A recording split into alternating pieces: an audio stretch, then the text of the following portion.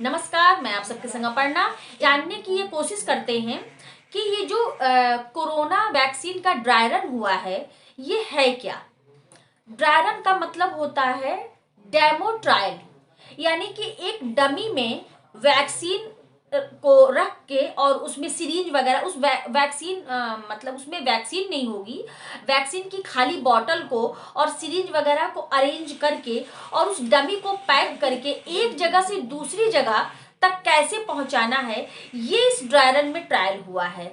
जैसे कि वैक्सीन एक फैक्ट्री में बन के तैयार हुई और फिर उसको डंप करके बड़े बड़े शहरों में, बड़े बड़े हेडक्वार्टर से जिले के सारे अस्पतालों में उस वैक्सीन को पहुंचाया जाएगा। इस वैक्सीन को लगाने के लिए 5 ऑफिसरों की टीम तैयार करी गई है। जब आप पहले जाएंगे, काउंटर पे जाएंगे, तो वहाँ ऑफिसर जो बैठा होगा वो पहले आपके डॉक्यूमेंट्स चेक। फिर जब आप दूसरे काउंटर पर जाएंगे तो वो ऑफिसर आपके डॉक्यूमेंट्स को कोरोना विन ऐप से चेक करेगा। जब आप तीसरे काउंटर पे जाएंगे, तीसरे जोन में जाएंगे, तो वो डॉक्टर होंगे जो आपको वैक्सीन लगाएंगे।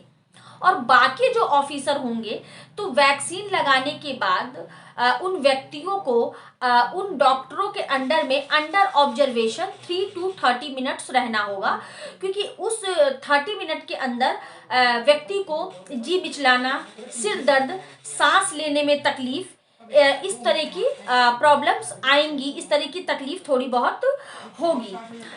ये इसका एक रीजन है। इसका रीजन ये है कि वैक्सीन ठीक कोरोना का ही एक छोटा प्रारूप है। ये वैक्सीन इसी से मिलता जुलता है। जिस वायरस ने, जिस भयानक वायरस ने महामारी का रूप लेकर के हम भारतीयों को पिछले 10-11 महीनों से हमारा जानलेवा दुश्मन बना बैठा था, ये वैक्सीन उसी का ही एक छोटा प्रारूप है। लेकिन हमारे डॉक्टरों ने और हमारे वैज्ञानिकों ने इस वायरस का इतना कमजोर कर दिया है अपनी तकनीकी द्वारा कि ये हमारी बॉडी में वैक्सीनेशन के थ्रू जाकर के हमारी बॉडी में ये जीवित रहेगा।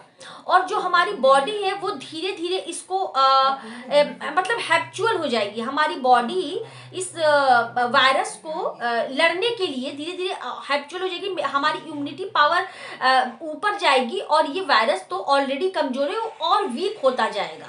तो एक लेवल ऐसा आ जाएगा कि ये वायरस बॉडी के अंदर ही खत्म हो जाएगा।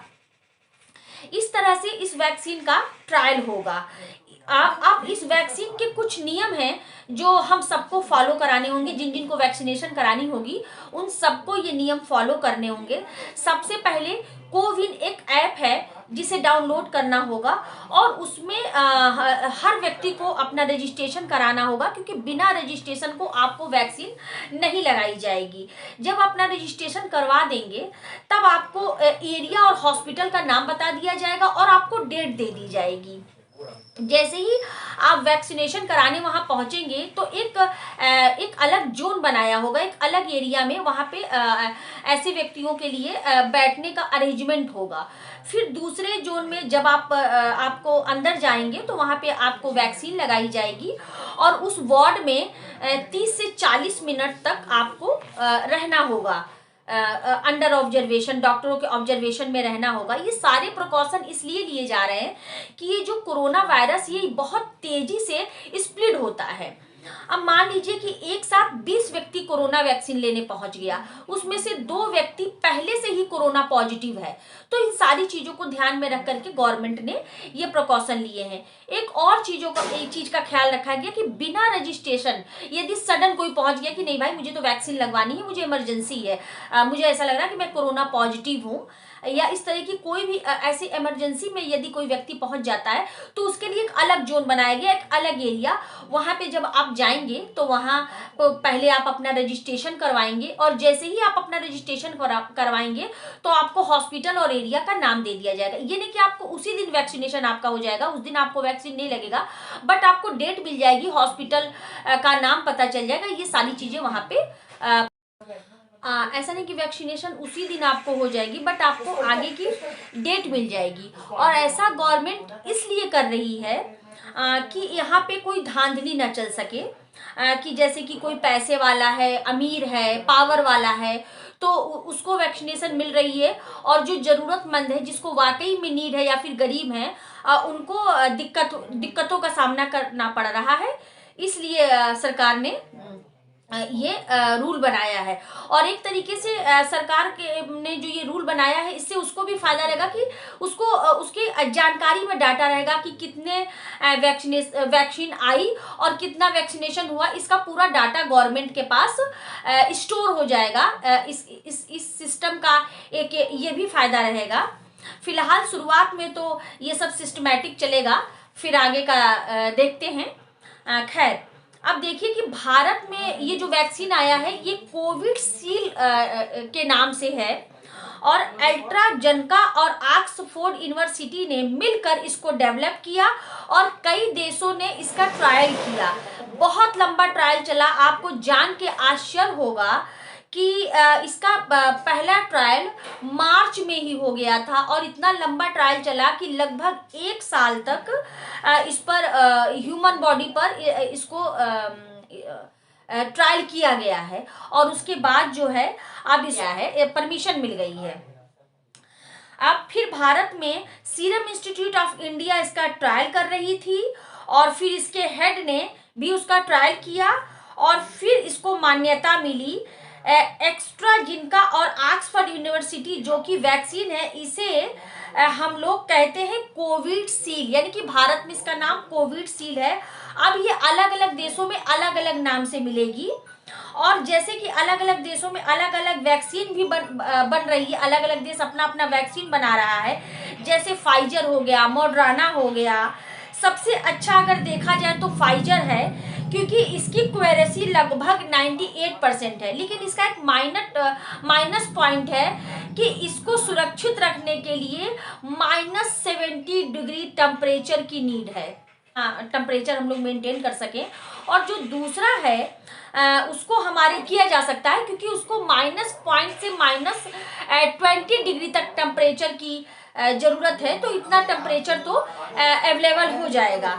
लेकिन भारतीयों के हिसाब से एस्ट्राजेनेका और ऑक्सफोर्ड की, जो कि हिंदुस्तान में कोविशील्ड नाम से बेचा जाएगा, जो कि 2 से 8 डिग्री के टेम्परेचर में 6 महीने तक ये वैक्सीन सुरक्षित रहेगा। ये वैक्सीन हमारे, क्योंकि भारत देश में हमारा देश बहुत ज़्यादा जनसंख्या वाला देश है, तो यहाँ पे ये वैक्सीन सर्वाइव करेगा और अच्छे से वर्क करेगा।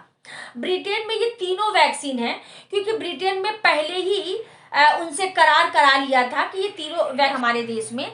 लेकिन वहाँ पे कोरोना का एक नया स्ट्रेंथ देखा गया है कि काफ़ी तेज़ी से फैल रहा है, और इसी कारण अब वहाँ स्कूल वापस से बंद करा दिए गए हैं, और आंशिक रूप से वहाँ पे लॉकडाउन भी चल रहा है। भारत के लिए खुशी की बात यह है कि 3 तारीख को जो 2 वैक्सीन को drug control general of India ने अप्रूवल दे दिया है।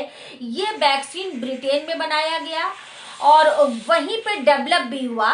भारत में केवल इसका ट्रायल हुआ है, लेकिन ब्रिटेन के पास इतनी मशीनरी नहीं है, इसलिए ब्रिटेन ने इस प्रोसेस को भारत को सौंप दिया है कि वो इसकी डोज को ज़्यादा से ज़्यादा मात्रा में बनाएगी, और भारत बनाएगी। भारत की कंपनी श्रीरामणी इंस्टीट्यूट ऑफ इंडिया ने 5 करोड़ डोज बना करके रख भी लिए हैं, यानी कि एडवांस में 5 करोड़ डोज बना लिए हैं। Covishield serum institute of India ने केवल मैन्युफैक्चरिंग किया, जबकि भारत में एक और कंपनी है बायोटेक, जिसने की वैक्सीन बना ली है, और इसको भी मंजूरी मिल गई है, यानी दोनों वैक्सीन को इमरजेंसी मंजूरी मिल गई है। अब vaccine serum institute of India ने जो ब्रिटेन से समझौता किया था कि जितना भी वैक्सीन वो कंपनी बनाएगी, उसका 50% भारत में रहेगा और 50% ब्रिटेन को चला जाएगा। तो समझौते के हिसाब से भारत की कंपनी में अभी भी 2.5 करोड़ वैक्सीन जो हैं वो स्टॉक में हैं। अब ये कंपनी बोल रही है कि फरवरी से डबल प्रोडक्शन करेगी, और बायोटेक कंपनी जो है वो भी डबल प्रोडक्शन अपना कर देगी। तो पूरी दुनिया में सबसे तेज वैक्सीन भारत में ही बनता है, यानी आने वाले समय में भारत को इस कोरोना महामारी से लगभग कुछ प्रतिशत समाधान मिलेगा, छुटकारा मिलेगा और एक ना एक दिन इस महामारी से हमारा देश पूरी तरह से छुटकारा पा जाएगा, सुरक्षित हो जाएगा। लेकिन यदि आप सोच रहे हैं कि आम जनता तक ये वैक्सीन बहुत शीघ्र पहुंचने वाला है, तो ऐसा भी नहीं हो पाएगा, क्योंकि फर्स्ट फेज में 3 करोड़ वैक्सीनेशन होंगे, यानी कि 3 करोड़ व्यक्तियों को वैक्सीन लगाई जाएगी, जिसमें सबसे पहले डॉक्टर, नर्स, सफाई कर्मी, एम्बुलेंस के driver, front line worker, police हैं, आर्मी हैं, कोरोना वॉरियर्स हैं। ये कोरोना वॉरियर्स इन्हीं की वजह से, इन्हीं की जद्दोजहद से, मेहनत से, कड़ी मेहनत से आज जो है हम सब 2021 में प्रवेश कर पाए हैं, 2021 को देख पाए हैं। तो होना भी चाहिए, फर्स्ट प्रायोरिटी इन सबको ही मिलना चाहिए। और उसके बाद जब सेकंड फेज आएगा तब गवर्नमेंट सेटल करेगी और बताएगी कि पहले बुजुर्गों को जरूरी है या बच्चों को, और फिर कैसे आगे के डोज कैसे सब में सबके वैक्सीनेशन होंगे, ये आने वाले समय में प्लान होगा। तो ये था कोरोना का ड्राई रन ट्रायल एक्सप्लेनेशन। यदि आपको वीडियो पसंद आए तो आप लाइक करें, सब्सक्राइब करें और शेयर करें। और यदि मेरे वीडियो में कहीं कोई आपको कमी दिख रही है तो कमेंट बॉक्स में कमेंट जरूर करें। और आज के लिए बस इतना ही। नमस्कार।